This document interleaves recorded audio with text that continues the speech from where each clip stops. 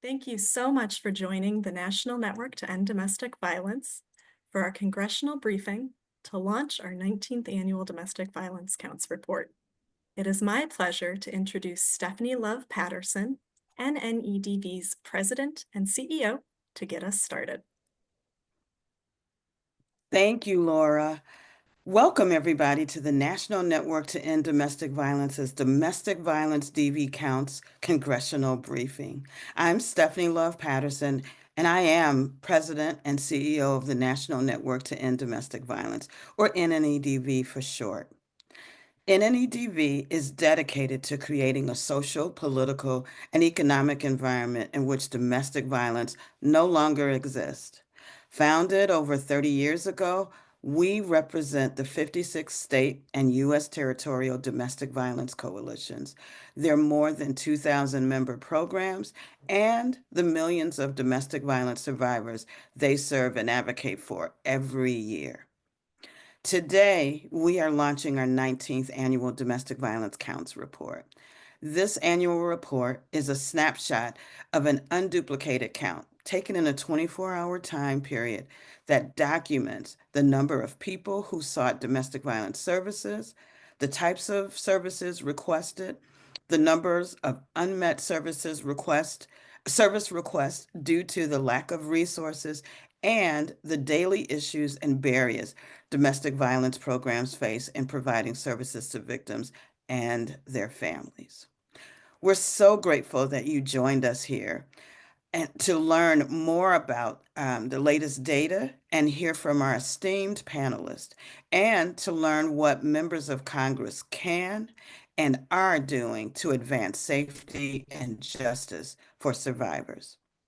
We want to especially acknowledge and welcome all the congressional staff, survivors, funders, members of the press, state and territorial coalitions, local programs, and our advocacy partners from across the country. Thank you for joining again.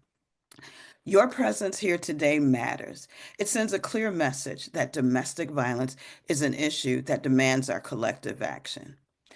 And to the frontline programs, those of you working every day to protect and support survivors, we see you, we thank you, and we're here to help amplify your work. Please join me in thanking NNEDV's hardworking staff behind the DV Counts report: Ashley Sly, Francesca Calsconis, Ty Compton, and Laura Zillman, who are led by NNEDV's Vice President of Programs, Tanya King, who you will hear from later, as well as the thousands of advocates across the country who collected data for this report. Many thanks also to the policy team and coalitions who helped coordinate this effort. Our team collected and analyzed data from over 1,700 participating programs, developed the report, and shared it with policymakers nationwide. We are also deeply grateful to the sponsors of the 19th Annual Domestic Violence Counts Report. Thank you to our gold sponsor, Amazon, our silver sponsors, Element 74, and longtime partner, the Allstate Foundation, and our bronze sponsor, the National Football League Foundation. We want to thank this year's honorary congressional co-host, U.S. Representatives Debbie Dingell from Michigan, Brian Fitzpatrick from Pennsylvania, Gwen Moore from Wisconsin, and Ann Wagner from Missouri. We could not do this without you. Your bipartisan support is vital because domestic violence knows no political boundaries. It affects people of every background in every part of this country. Thank you for standing with us and for your continued commitment to survivors. Domestic violence is insidious, it's dangerous, and life-threatening. It is a threat to the core fabric of our communities, as the ripple effects are felt not just by the individual victims, but by their children, their friends, and all those who care for them. Domestic violence is a critical public health issue. According to the CDC's most recent national survey, nearly 10 million people experience domestic violence each year in the U.S. That's more than the entire population of New York City every single year. This number is staggering, but it still only scratches the surface. The Domestic Violence Count reports captures just a small glimpse of the need and the life-saving work being done each day. We began conducting this survey 19 years ago to provide accurate information about how many survivors of domestic violence use shelters and services without compromising their safety and confidentiality. Our last survey day took place on September 4th, 2024. On that day, our count 1,741,000 programs participated in the count.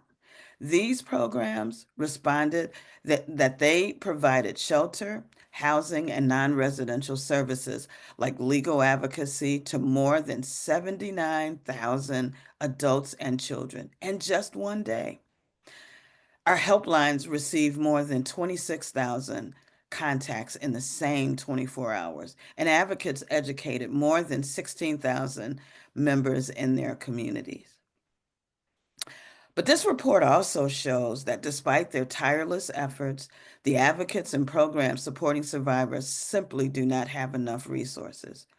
On the survey day, just one day, remind you, local programs were unable to meet over 14,000 requests for services, primarily requests for shelter and housing, because programs lacked sufficient resources.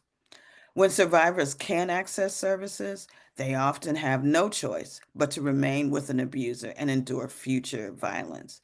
This is unacceptable. The report also collects powerful stories and quotes from advocates providing those services. These are heartbreaking accounts of the desperation, fear, danger faced by victims seeking the services. One moment that haunts me happened in the Midwest. The advocate said a young woman reached out in need of immediate shelter, expressing fear and vulnerability. At that moment, because of limited funding and shelters being full, the advocates provided other options and other services, but were unable to place her in shelter. Tragically, a few weeks later, this young woman was killed by her abuser. Just think, this was someone's daughter. This was someone's friend. This was someone who had their whole life ahead of them. This is not an isolated incident. Domestic violence murders are a harsh reality in the lives of victims and advocates who serve them. This was also preventable. Properly funded domestic violence services across the country will strengthen the safety net for survivors and build stronger communities. Survivors are depending on that safety net. On the other hand, every negative change and every reduction in funding jeopardizes vital services that affect those desperately needing them. What I just shared is only a glimpse. Today, you'll hear directly from the field. We have three wonderful panelists who will share their experiences and insights. Then, our Director of Public Policy, Melina Milazzo, will walk us through NNEDV's funding priorities. And finally, Tanya King, Vice President of Programs, will close our program. And now I have the great pleasure to introduce Tanya King.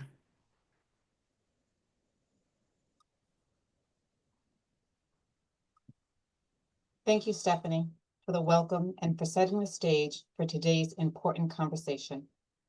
I'm Tanya King, Vice President of Programs at NNEDV, and I'm honored to continue our program by introducing our distinguished panelists. We're grateful to have with us members of Congress, congressional staff, members of the media, and all of our guests. Thank you for joining us. Before we begin our discussion, I'd like to introduce the panelists who are joining us today. Sam Dewan is a survivor of domestic violence working in senior management in public health, in complex needs, addictions, suicide, self-harm, and trauma-informed care in the UK and the US. Sam has held leadership positions in nonprofits and corporations in both the UK and the US, including England's leading homelessness and addiction rehabilitation organizations and the Georgia Asylum and Immigration Network, or GAIN, in Atlanta. In 2020, she received the Client Inspiration Award from GAIN. Sam comes from a life of duty and service and has devoted 30 years of her life to making considerable contributions to public health. Dipali Gulati is the interim executive director at Saheli, Boston. She first joined Saheli in 2020 as a domestic violence advocate and has since become a cornerstone of the organization, making a meaningful difference in the lives of hundreds of South Asian and Arab survivors. Dipali championed the expansion of Saheli's outreach and prevention efforts. Under her leadership, the program has flourished, building strong collaborations with academic institutions, launching awareness workshops, and founding Saheli's annual Domestic Violence Awareness Walk, which now serves as a powerful symbol of community solidarity. Her advocacy has extended to the Massachusetts State House, where she has elevated the voices of survivors and emphasized the importance of culturally responsive services and policy discussions. Joyce Yudlowsky is one of two team coordinators with the West Virginia Coalition Against Domestic Violence. Joyce has 38 years of advocacy experience that includes institutional and community mental health, foster care social work, foster parenting, and domestic violence advocacy, including direct service provision in a shelter-based domestic violence program, court advocacy, and shelter management. In 1999, she transitioned into systems advocacy with the West Virginia Coalition, where she coordinated statewide multidisciplinary development of policy, training, practice, and systemic intervention on families experiencing domestic violence. Joyce has provided numerous state and national trainings and participates in state and national policy development. And now I'll turn it over to Sam, our panelist. Actually, if I can, I'm sorry, if I can briefly step in, I want to bring on one of our U.S. representatives. Tanya, thank you so much for setting the tone. It is my pleasure to introduce U.S. Representative Debbie Dingell from Michigan, a longtime champion for domestic violence survivors. Thank you so much for being here with us today. Representative Dingell.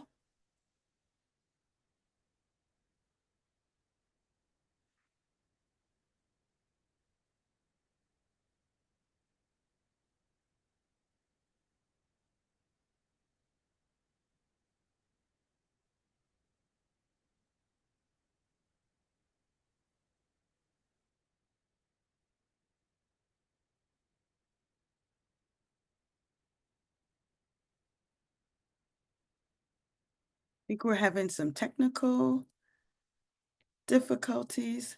Should be bringing Representative Dingell on in just a few moments.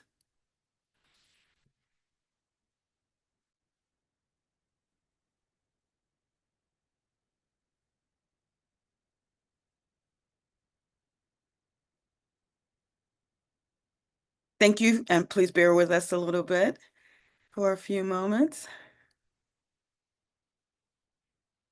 It's a very busy day on the Hill, I know, and so I think Representative Dingell got taken away for just a moment, but we'll be right back. And after we hear from Representative Dingell, we will move forward with our panel. And we're so appreciative in the meantime that you're all here joining us today. I just got a notice that she is working on getting on, and I now see Representative Dingell. Thank you so much for joining us. Whoops, thank you. I just came running back from the floor and my hair looks it, so I apologize. It's okay. How is everybody? We're good. We're thrilled that you're here. It's good to see you. So I want to tell you all how great it is to be here with you for this the National Network to End Domestic Violence to talk about the annual Domestic Violence Counts report. You all are doing such critical work to make sure survivors and their families have access to the resources that saves lives every day. That also to expand the avenues of justice to make sure they're getting the protection that they need and ensure victims have the support that they need to leave a dangerous situation and find safety and security when they do. And as we know, too many I mean, it's men too, but too many women stay in a situation because they feel trapped. They are worried about how they'll financially live. And in my case, my mother stayed because there was this false staying with him was better for the children. So we need to give people the truth it's personal for me. I do know what it's like to have experienced violence in the home growing up. And I know what it's like to hide in that closet and pray to God that you're going to live that night. So, and by the way, we've come a long way since I was a child. I'm not that old, I'm seasoned. But when I called the police, they wouldn't come. My father was an important man. And he came in and ripped the phone out of the wall and nobody came. And I think we have made progress since then. A domestic violence call is one of the worst calls that a law enforcement can respond to. But I think we have far more education, awareness, compassion, and empathy than we did when I was a child. So much has changed since those days. We've broken down the stigmas, and more survivors are finding the courage to speak honestly, and then to escape those abusive situations and seek the help that they need. But we've got to help them make sure they know it's going to be there.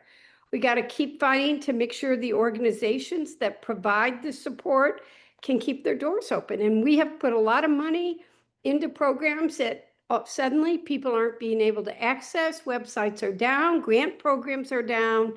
And our job, my job, Gwen Moore's job, other members, is to make sure that we fight to get the money for survivors and their families and for the organizations that support them.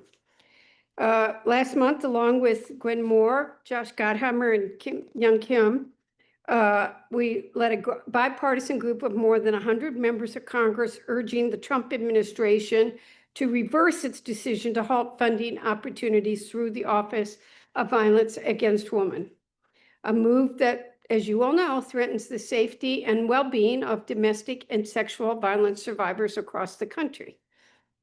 Since it was first passed, OVW's grant programs have provided vital resources to law enforcement agencies, legal service providers. That's one of the big issues I'm working with our groups in Michigan right now, is even getting legal help for people because so many of those groups have become underfunded.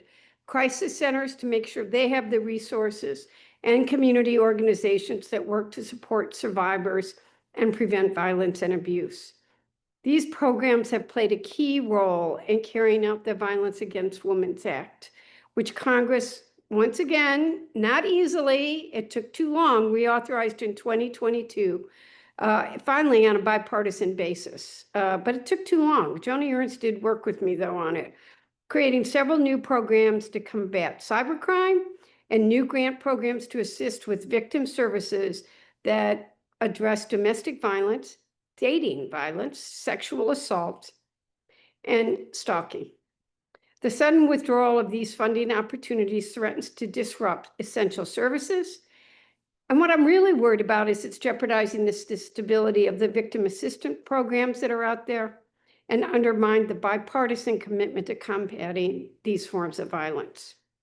And I've had discussions with many people and keep doing it, the Department of Justice has returned some, and just some, of its funding opportunities to their website. But many remain in limbo, and those that have returned could still be watered down by drastic funding cuts and executive orders that will dilute the true mission of nature of their mission. So I'm just going to look at all of you and tell you what you're doing here today really matters. We've got to continue to work in the Congress to ensure that these streams of funding are bolstered so that we are providing you the critical monies that you need, the funding for these vital programs, so that you can have adequate staffing and capacity to serve those who depend on them for safety, to live, to heal, and move forward. So what people don't realize, and it's always hard for me to talk about it, domestic violence can happen to anyone, anywhere, at any time. And we got to make sure we've got the programs in place to help survivors for both the short and the long term. So I'm in this with you. I'm going to keep working with you. We got a lot of work ahead, but we've done it before and we're not afraid to do it now. So thank you, everybody, for being here. Thank you so much, Representative Dingle. It's important to have, pardon me, powerful voices like yours. Thank you for sharing your story. It's difficult sometimes to share that very personal part of our lives, but I know that you are truly helping others with your story and with your advocacy, and we thank you. And now I am pleased to introduce a longtime champion, another longtime champion for domestic violence, U.S. Representative Gwen Moore from Wisconsin. Representative Moore, you now have the floor. Oh my goodness, Stephanie, thank you so much for inviting me. And of course, it's always inspirational to hear Debbie Dingle talk about domestic violence, having been a survivor of domestic violence, particularly as a child. People don't think of children as being survivors when they witness outrageous violence and the impact that it has on them. And I'm just so pleased that Representative Dingle is always willing to share her lived experience with people. You know my goal, the National Network to End Domestic Violence. You know, I hope to put y'all out of business someday. I hope my great granddaughters would say, gee, did people really back in the day? Just like they said, did people really smoke on an airplane? There are people who are young enough to not remember those days. And so I just am hoping that we can put y'all out of business at some point. But let me start with a quote from Reverend Dr. Martin Luther King Jr., the late great. The arc of the moral universe is long, but it bends toward justice. And we have had since 1994 the Violence Against Women Act and all of the funding and partnerships that go along with that. Of course, our late, great Senator and then President Joe Biden, not late, but our former President Joe Biden authorized this program. And until recently, it had tremendous bipartisan support. But in these times of slashing and cutting and burning, guess who's on the chopping block? Women. And women who face domestic violence. And when we are faced with the kind of threat that we're facing now, when the stakes are so high, this is not a time for us to crawl up and curl up in a corner and cry and weep. It's time for us to do what women do, and that is to fight back. Organizing, persevering, and resilience, and let our voices be loud, clear, shrill, as it were. The values that led to the passage of the first Violence Against Women Act over 30 years ago and its most recent authorization, these are the same values that we need to make sure are upheld with this big ugly bill, this big bonanza for billionaires. It is going to roll back decades of progress that we have made, from gutting Medicaid to weakening gun safety laws, and it will directly harm the lives of millions of people. And it's not just bad policy. It's bad politics as far as I'm concerned. It makes no sense that passing this legislation will directly and disproportionately harm domestic violence claims. And you want to know something? It would be so easy if only Democrats and Democratic men and women were subject to domestic violence, but not so much. Every race, women of every age are subjected to domestic violence and losing their lives. Every action from this administration, from the mass firing of people, healthcare sabotage, attacks on immigrant communities, is making harder and harder and harder for families. And under the weight of economic instability, social displacement, and cruelty, we know from the example just recently of COVID that family violence will increase. We know that. We know that we need to invest in real solutions and trauma-informed care, housing support, culturally specific responses, giving our groups that, Hispanic or African American, Hmong in our community, Native American communities, um, uh, uh, you know, Muslim communities need to be supported. And we're not wasting taxpayer dollars. We shouldn't be on cruel, dehumanizing deportations and cruel policies that punish people seeking safety and dignity. And many of those who are targeted are children and babies. So, as a survivor of domestic violence, someone who's been beaten and waterboarded and gun put to my head, I am no longer a victim. I am a victory, declaring victory and wanting to bring millions of women along with me as a survivor. And so I stand with you. I stand with your advocates. I'm going to fight in these bills to ensure that your voices are heard. I will be in the Rules Committee tomorrow morning from 1 a.m. to 4 p.m. Just taking my watch to make sure that this cruel bill we can peel off some of the layers of it and do the best that we can. I just want y'all to know that we're fighting for you. Change is not quick or guaranteed. Justice is not always guaranteed, but we can bend that arc together. And I'm with you.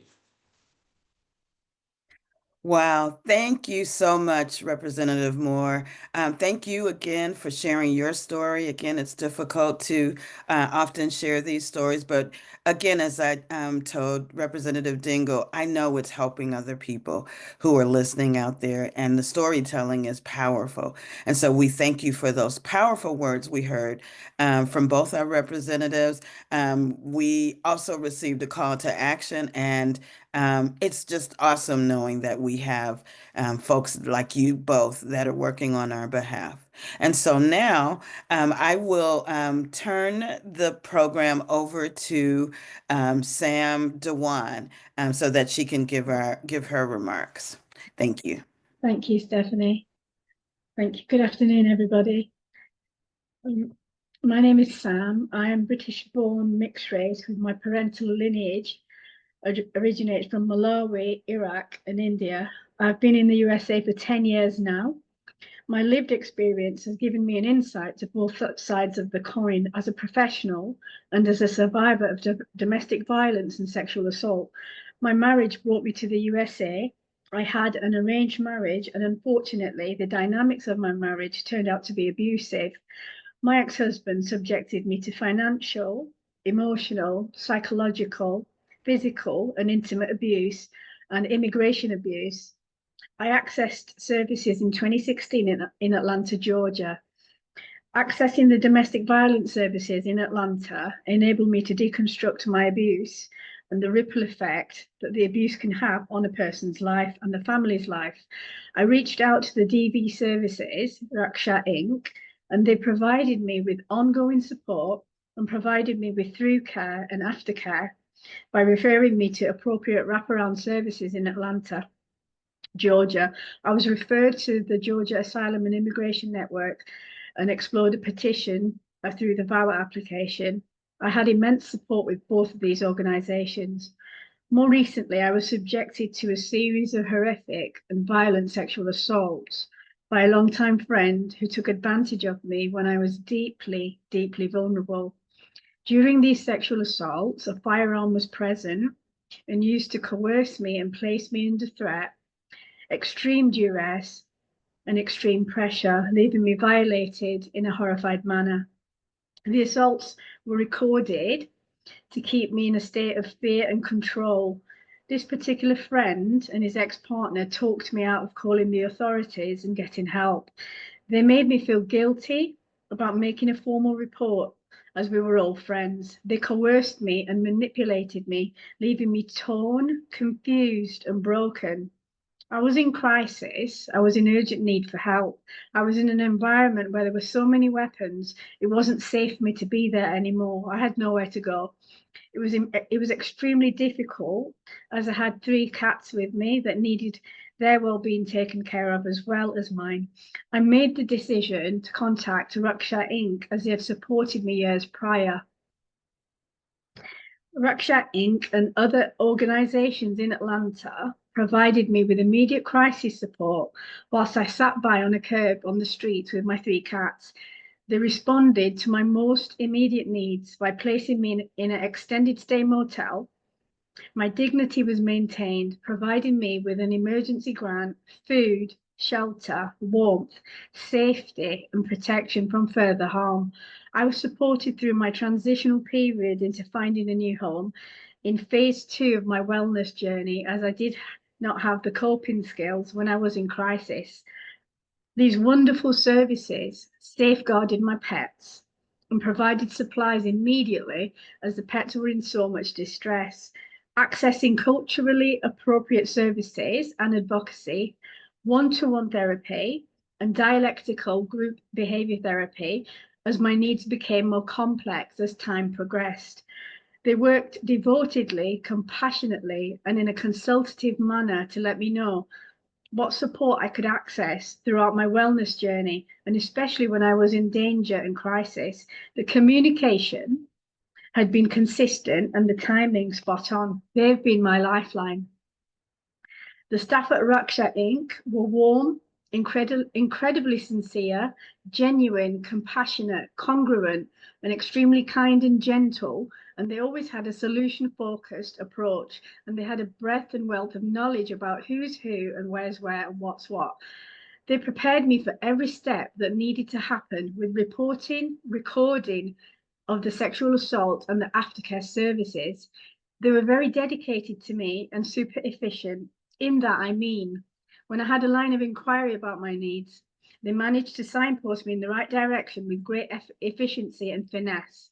Raksha Inc. is so incredibly valuable to me. Their work ethics and magnanimous support and steadfast passion empowered me and moved me. Being a part of culturally appropriate and sensitive services contained me and gave me a deep sense of belonging. I am most certain that other clients have also experienced the horrible domino effects of domestic violence and sexual assault that, unfortunately, are so prevalent in our society, have also felt contained by them, especially when you feel the need to hide your abuse and you feel so ashamed that you can't speak up for yourself, and you feel so broken and you're left in a place of profound, complex trauma. The type of interventions that I received were advocacy, food supplies, travel support, crisis management, risk management, crisis interventions, asylum, immigration, culturally appropriate referrals, through care, aftercare, transitional housing, court preparation, court support, and then medical and forensic care for the sexual assault and the transport to get there and back to hospital. The DV Counts report highlights how these services are instrumental for all survivors in getting their lives back, self-empowerment and critical incident safety measures when experiencing a crisis. Today, I'm taken back. I'm a bit worried about when the next time a person makes that phone call, what's going to happen. It raises a question: what do you say to that person in complete crisis and breakdown when they make that call? I cannot begin to imagine being on the receiving end of such a call if there is a lack of funding and no funding at all. It would further jeopardize that person's life. It would have a detrimental effect that would transpire. How do we sit with knowing that? The DV services saved my life and the life of my beloved pets and the lives of each individual that has accessed their services, and that's a lot of people. I'm here, thriving today, healing and living with great ease and comfort because of that support. I'm eternally grateful to be here today and hope that by sharing this, it resonates with everybody on a level and the extent of the support survivors receives continues. Please stand beside the DV services and continue and allow them to continue their steadfast passion, and execute their mission and values for all communities with your support. Thank you so much for your time today. And I'm going to pass to Deepali. Thank you, Sam. Good afternoon, everyone, and thank you for this opportunity to speak with you all today. My name is Deepali Gulati, and I serve as the Interim Executive Director of Saheli, a nonprofit based in Massachusetts, dedicated to serving South Asian and Arab women and families impacted by domestic violence and sexual assault. Saheli was founded over 25 years ago by immigrant women who saw the mainstream system often missed the cultural, linguistic, and systemic barriers that were keeping our community members from getting help, and that survivors needed services built by and for them to be effective and safe. Since then, we have grown into a trusted, culturally specific organization serving more than 300 women and children every year, many with limited English proficiency, little financial independence, and an intense fear of legal and immigration consequences. Saheli offers wraparound support, legal advocacy, housing stabilization, counseling, transitional housing, and economic empowerment. We offer it in over 14 different languages, including Hindi, Urdu, Arabic, Bengali, Nepali, Farsi, Punjabi. But what makes our services truly impactful is that our team comes from the communities we serve. We understand the nuanced dynamics of shame, family honor, visa dependency, dowry abuse, sexual abuse, and the deep isolation that these survivors often face. Let me share a story of a survivor, and we will call her Jana for confidentiality. Jana came to the US with her husband on a dependent visa. She had no work permit, no bank account, and no friends or family in this country. When the abuse started, emotional, financial, and eventually physical, she stayed silent. She did not know she had rights. She feared losing her children. She didn't think anyone would believe her or understand her. She tried calling a mainstream hotline once, but hung up when she couldn't understand the questions being asked because she could not speak in English. Then she found Saheli. She was relieved that DV advocates at Saheli spoke with her in her language. They did not ask her what happened, but understood why she stayed, why she was afraid, and what she needed to feel safe. At Saheli, we connected her with an immigration attorney who helped her apply for an independent legal status through the VAWA Act, allowing her to safely separate her immigration status from her abuser. We provided her with emergency housing, counseling in her native language, and a support group of women who, for the first time, made her feel less alone. Today, Jana is safe and rebuilding her life. But this transformation is only possible when services are culturally and linguistically specific. We see this every day. Women come to Saheli because we get it, because we reflect their identities, because we don't ask them to explain why they did not leave sooner or why they chose to marry someone back home. We understand the intersections of immigration, culture, and trauma. And we offer survivors not just help, but hope. And yet, culturally specific organizations like Saheli remain drastically underfunded. We are on the front lines. We are filling in the gaps of a system that was not built for our survivors, and the need for far exceeds what current funding allows. Survivors are facing a triple crisis: housing instability, mental health trauma, and of course, economic vulnerability. These survivors carry the added weight of language barriers, xenophobia, and fear of deportation. Without sustained, flexible investment in culturally specific services, many survivors simply won't get help. They won't feel safe enough to reach out. They won't know where to turn, and someone will remain in danger. Let me be clear. Culturally specific services are not a supplement to mainstream programs. They are essential pillars of a comprehensive response to domestic and sexual violence. They extend the reach of our national safety net into communities that would otherwise be left behind. We urge Congress to continue and increase investment in culturally specific organizations like Saheli. Because when survivors see themselves reflected in the services they seek, they are more likely to reach out. They are more likely to engage, and they are far more likely to heal. Thank you for believing that every survivor deserves a chance at safety, dignity, and life free from violence. Thank you again. And now I turn it on to Joyce. Thank you, Dipali. My name is Joyce Yadlowski, and I'm one of 2 team coordinators with the West Virginia Coalition Against Domestic Violence. As a state coalition that has celebrated 44 years of service, we have a commitment to empower and elevate voices of survivors. We're a membership organization consisting of 14 licensed programs that provide direct services in all 55 of our counties in West Virginia. West Virginia is entirely encompassed within the Appalachian mountain range and experiences rural realities that create additional risks and barriers to services, such as areas with no or low internet or cell phone service, inadequate public transportation options, geographic isolation, and sparse community support systems, just to name a few. If I could bring to you the voices of survivors in rural states like ours, you would hear them ask for help in meeting the most basic needs like food, shelter, and physical safety.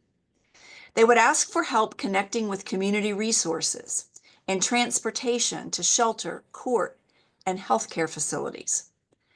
They would hope that safety could mean staying connected and close to their support system, their community, and their children's school. And part of their plan for getting out of crisis mode would include safe and permanent housing, peer-to-peer support, individualized therapy counseling, and moving from surviving to thriving. You can help continue efforts to meet survivor needs by supporting federal funding programs.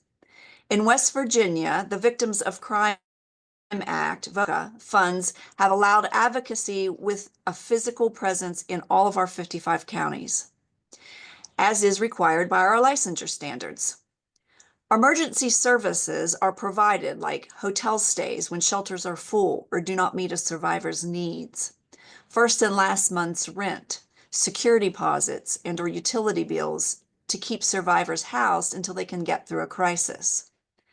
Other federal funds, like the Family Violence Prevention and Services Act, Violence Against Women Act, and HUD-DV bonus funds, help keep our lights on, allow state coalitions to give direct service providers and their collaborating partners the training, technical assistance, and support they need to continue programming that preserve victim safety and offender accountability. When asking survivors what they need on September 4th, 2024 in West Virginia, The primary unmet need was emergency shelter, hotels, motels where shelter was unavailable or inappropriate, transitional housing, and other housing. Close to 5 people contacted a West Virginia hotline per hour. One advocate stated, "We got some financial requests approved for a client who told us with teary eyes that a few days prior, she didn't know where she would live or how to move forward. With our agency's help, she was able to secure safe housing and not to have to worry." One of our programs in a more urban area of the state near DC experiences a wait list for their shelter year-round.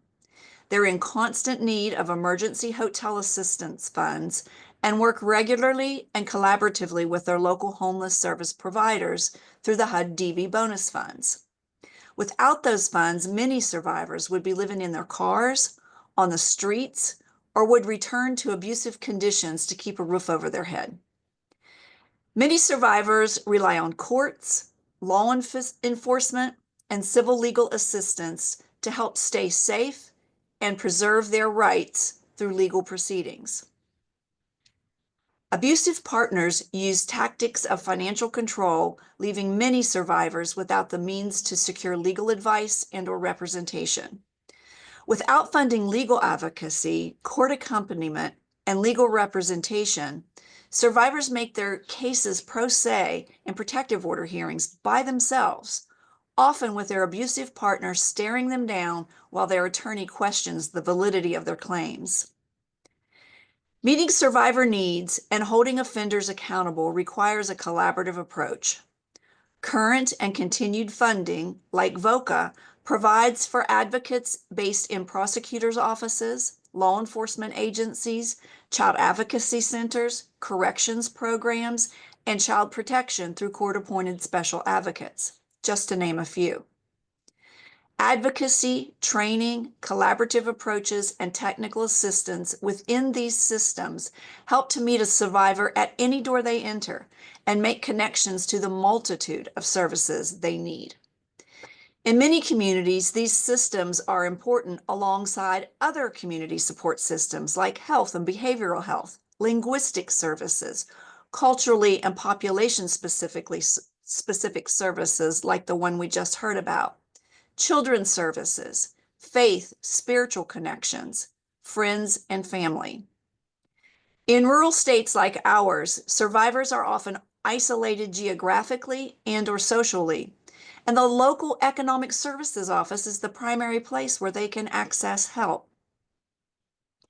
As Congress considers FY26 appropriations, we urge you to prioritize services to victims of domestic violence, sexual assault, dating violence, stalking, human trafficking, child abuse and neglect, homicide, robbery, assault, and other crimes. We are hopeful that you will hear the voices of all victims of crimes and know that their trauma is real, unique, ongoing, complex, and requires skilled advocates and treatment providers to heal. Know that criminal and civil legal systems can provide safety and support, but also create new safety risks and can re-traumatize when not mitigated with supports such as legal advocacy, court accompaniment, and legal representation. Stop the dilemma many survivors feel in choosing between housed but not safe or being safe but not housed. Thank you for your ongoing support. Thank you for considering that as the cost of living increases, so does the cost of providing life-saving services. When we are offered level or decreased funding in a climate of increasing costs, we can only offer survivors less services or offer services to fewer survivors. In West Virginia, direct service providers would not have a physical presence in all of our rural counties, removing one less resource in an already isolated and under-resourced area. Turnover would increase as advocates seek a living wage to support their own families. Programs would have to limit their services to the most basic, leaving survivors without a means of transportation, housing, assistance, or counseling. The most devastating impact would be that some survivors would not find safety, would stay or return to an abusive home, or would lose their life at the hands of their abuser. Please, hear the voices of survivors and prioritize their needs.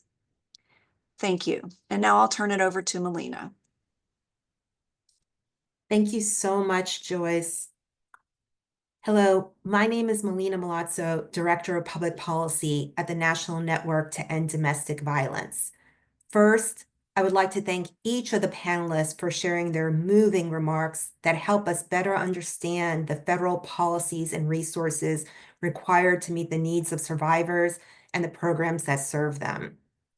As we heard from Sam, access to immediate and long-term continuing comprehensive support and services helped her find immediate safety and set her up for longer-term stability. Dipali provided a glimpse into the importance of culturally specific services for many survivors. Joyce's remarks helped us see how vital federal funds are in meeting survivors' needs like those featured in the DV counts. Despite progress in reducing domestic violence over the last 30 years, many victims are still trapped in life-threatening situations. Addressing domestic violence and sexual assault calls for a government-wide approach and programs that work together to provide a comprehensive response. NNEDV is grateful that Congress continues to invest in domestic violence and sexual assault programs that provide life-saving services to survivors, and that in fiscal year 25, Congress restored VOCA funding to fiscal year 23 levels of $1.9 billion after the devastating 40% cut from the year prior that local programs are still grappling with.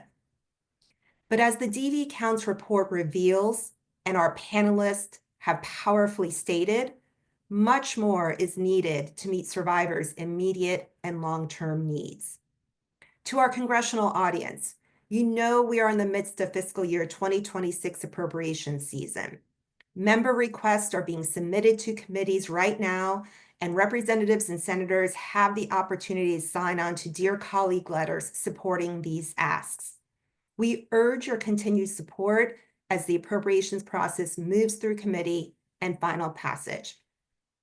For more information, please review our fact sheet and appropriations chart in the chat to see our federal funding priorities for the Violence Against Women Act programs at the Department of Justice, Family Violence Prevention and Services Act programs at the Department of Health and Human Services, housing programs at the U.S. Department of Housing and Urban Development, and funds via the Department of Homeland Security to address the needs of immigrant survivors. In fiscal year 2026, Congress should first release $1.9 billion for Victim of Crime Act programs and reject proposals that use the VOCA fund to pay for other DOJ programs, since that reduces funding for direct victim services. As Joyce pointed out, VOCA funds are critical to supporting the life-saving services that so many survivors need. VOCA uses non-taxpayer money from the Crime Victims Fund for programs that serve victims of crime, including state formula victim assistance grants. These funds, which are generated by fines and penalties from federal prosecutions and non-prosecution and deferred prosecution agreements, support services to over 6 million victims of all types of crimes annually through over 6,000 direct service organizations such as domestic violence shelters, rape crisis centers, and child abuse treatment programs. Sustained funding for VOCA is needed to respond to the dangerous lack of available services for victims. Second, Congress should provide $500 million for Family Violence Prevention and Services Act programs and $26 million for the Domestic Violence Prevention Enhancements and Leadership Through Alliances, or DELTA Prevention Program. DIPSA is the only federal funding source solely dedicated to domestic violence shelters and programs. The programs in the DV Counts report simply would not exist without FIPSA funds. FIPSA funds emergency shelters, crisis hotlines, counseling, victim assistance, and other vital services for more than 1 million victims and their children each year in every state and territory and in many tribes. Also, we urge Congress to include $26 million for the Delta program, which is administered by the Center for Disease Control. Delta is the only dedicated federal funding source for the primary prevention of domestic violence. Further, we urge Congress to fund $35 million for supporting a culturally specific public health approach for survivors program. As Dipali and Sam made clear, culturally specific programs are a vital access point for many survivors. Third, Congress should fully fund the Violence Against Women Act Department of Justice programs at $1.15 billion. Key VAWA programs ensure victims are safe and communities have the resources to respond to an array of needs. As our panelists in the report indicate, there is a desperate need for housing among survivors. The VAWA Transitional Housing Program helps communities in every state give victims a survivor-centered, safe place to begin to rebuild their lives. We urge Congress to provide $100 million for the Office on Violence Against Women Transitional Housing Program. Also, as we heard from our panelists, and you can read in the report, legal assistance is a critical lifeline for survivors. However, the retainers or hourly fees for private legal representation are beyond the means of most victims. Legal services are second only to medical services as the most requested need of victims. The Legal Assistance for Victims program is the only federally funded program designed to meet the legal needs of victims. We urge Congress to provide $100 million for LAV as a sound investment in long-term solutions to violence. Additionally, we are asking Congress to support $100 million for the Sexual Assault Services Program, which is the only federal funding stream dedicated to direct services to victims of sexual violence. Fourth, Congress should allocate $75 million for HUD's DVSA housing program to help survivors access safe, affordable housing and rebuild their lives. Survivors' well-established housing needs are met through a combination of funding sources at the local level.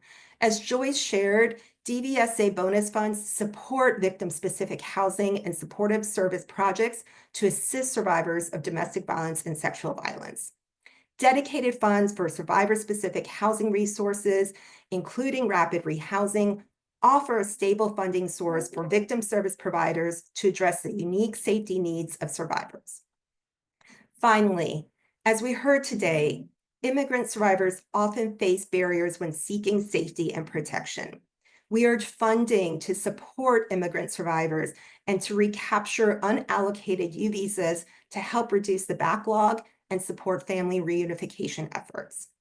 We call on Congress to invest in these programs that reduce barriers for survivors by providing shelter, housing, counseling, legal assistance, culturally specific services, community engagement, prevention, and so much more, and reject any proposals that would cut these funds. Thank you so much for your time, and now I would like to turn it over to Tanya King.